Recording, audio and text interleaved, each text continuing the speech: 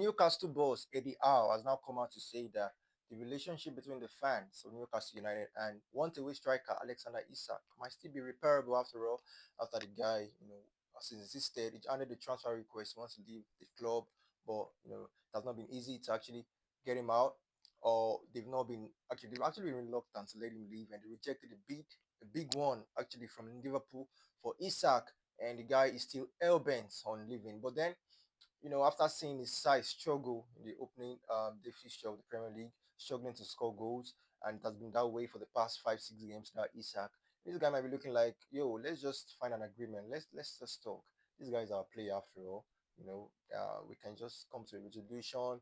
And he believes he can still work with Isak. And that's what Eddie Howe is saying. And I feel like even though Isak wants, he has his ambitions, he wants to play in the bigger clubs, he wants bigger opportunities. If that doesn't come this summer, that doesn't mean it can come next summer. So maybe the club and players should just come to an agreement after all, and just let him just spend one more season at the club, and do what he knows how to do best, banging the goals, and maybe in the January transfer window, who knows, he might still get his move. So Eddie Howe is now looking like he wants Isak back. He's missing Isak, and who wouldn't?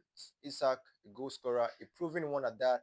You know, has lit up the Premier League for the past 2 seasons. He's joining from Sociedad, and Newcastle miss him daily.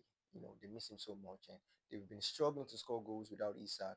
And now Diao is coming out to say, you know, after all, we can just probably find a solution. I would still like to work with this guy, and and the fans still have a relationship with him, even if some or one. It was actually one fan that Burns Isak shared. The coach is still coming out to say there might still be a chance for reconciliation, and hopefully that happens. And if he doesn't get his move, hopefully Isak can put his head down, and start go back to work and do what he knows how to do best. So let's see how the Isak situation unfold. The transfer window is still wide open, don't forget, and anything can happen. Anything. But the coach now is looking like he wants to build bridges with his once away striker.